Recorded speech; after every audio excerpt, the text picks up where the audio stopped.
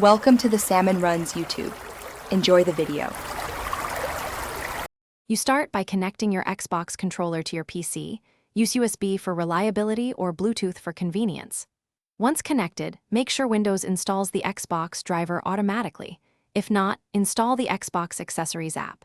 Then choose a mapping layer, Steam input if you use Steam, or X360C for standalone launchers. You want input recognized as an Xbox controller. This prevents dead zones and button mismatches. Finally, test basic buttons in Windows game controllers to confirm responsiveness. Before moving to once done, launch Minecraft Java through Steam or a wrapper so the controller input is passed. You will map keys.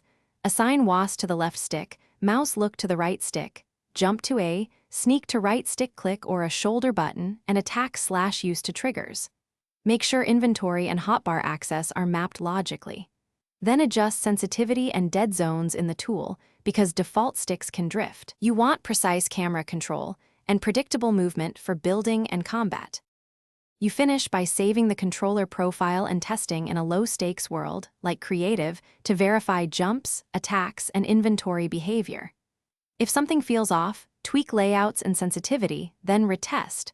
Small changes make a big difference. If controls stop working, restart Minecraft and the mapping tool, update drivers, or recalibrate the controller. One key troubleshooting tip: toggle Steam input or the wrapper on and off. This often resolves detection conflicts between Java and the mapping layer. Thanks for watching. Consider subscribing if we helped you.